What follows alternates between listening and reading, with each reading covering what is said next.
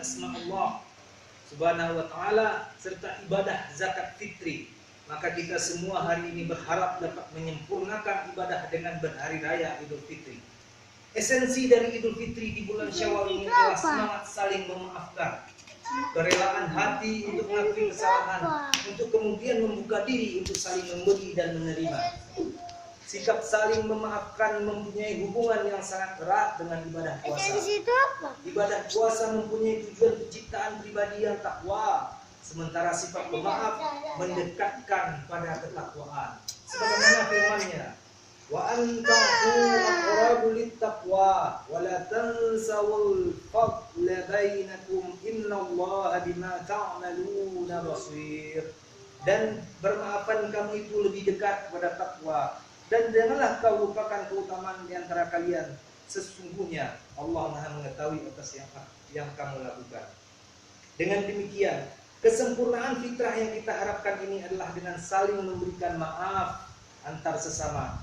Sebesar apapun dosa itu, penghapusan dosa kepada Allah jauh lebih mudah daripada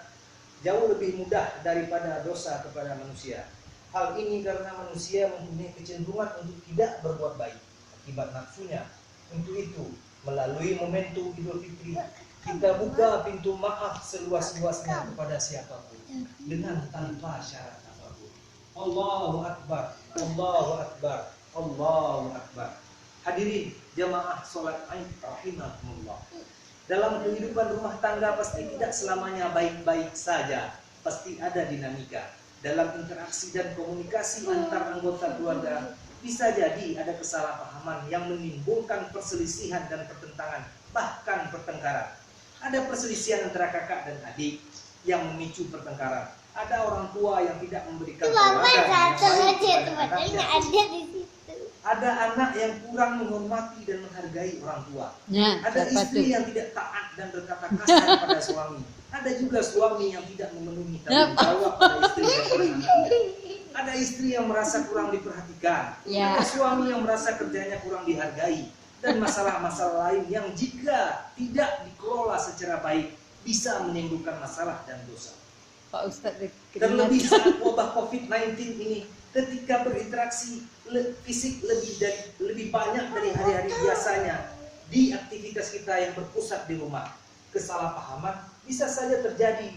Ini adalah manusiawi, karena pada hakikatnya setiap kita sebagai manusia tercipta memiliki potensi salah. Tetapi sebaik-baik orang yang pernah salah adalah yang bersedia meminta maaf dan mengakui kesalahan. Sebagaimana hadis Nabi, kullu bani Adam khata'un wa khairul khata'ina tawwabun. Semua keturunan Adam pernah berbuat salah, dan sebaik-baik orang yang berbuat salah adalah yang bertaubat. Untuk itu, mari di momentum Idul Fitri hari ini kita saling membuka diri untuk saling memaafkan. Kesiapan kita untuk introspeksi diri, saling menerima kelebihan dan kekurangan, berkomitmen untuk terus belajar lebih baik adalah pelajaran berharga. Allahu Akbar, Allahu Akbar, Allahu Akbar. Hadirin jamaah sholat Id rahimakumullah. Hari raya Idul Fitri sangat ditunggu oleh muslim di seluruh dunia, tak terkecuali di Indonesia. Di bulan Syawal itu menjadi ajang silaturahmi, meneguhkan hubungan kekerabatan. Salah satu instrumen yang sangat penting dalam hubungan antar sesama manusia, hablum minan nas, adalah silaturahmi. Man ahad uhibbu an yubsatalahu fi rizqi wa yunsa'alahu fi atharihi falyasil rahimah. Dari Anas radhiyallahu anhu berkata, Rasulullah bersabda, barang siapa yang ingin rezekinya diperluas dan umurnya ditambah, maka hendaklah ia silaturahim, menyambung tali kekerabatan. Muttafaq alaih.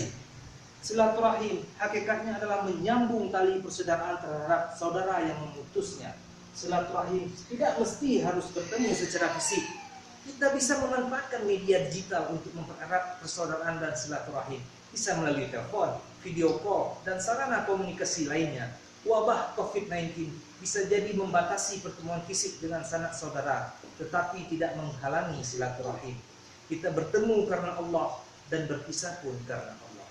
Tidak bertemunya secara fisik dengan orang tua kita atau orang-orang yang kita hormati, itu dicatat sebagai ibadah jika niat kita karena Allah untuk menjaga kesehatan dan keselamatan. Salah satu di antara 8 golongan yang diberikan naungan Allah Subhanahu wa ta'ala adalah 2 orang yang saling mengasihi karena Allah, bertemu karena Allah, dan berpisah pun karena Allah. Allahu Akbar, Allahu Akbar, Allahu Akbar. Hadirin jamaah salat Id rahimakumullah. Wabah COVID-19 yang kita alami hari ini merupakan ujian dari Allah Subhanahu wa ta'ala.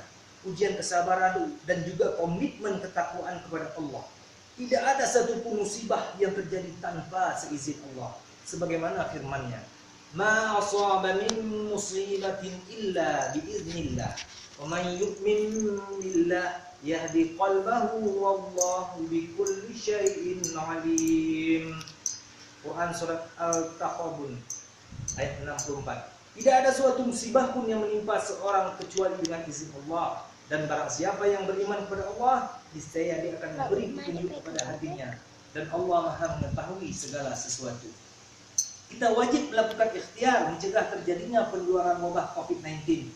Kita wajib menjaga kesehatan dan menjauhi setiap hal yang dapat menyebabkan terpapar penyakit.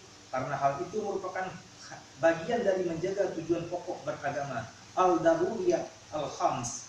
Dan kita tidak boleh menjerumuskan diri di dalam kebinasaan. Allahu Akbar, Allahu Akbar, Allahu Akbar.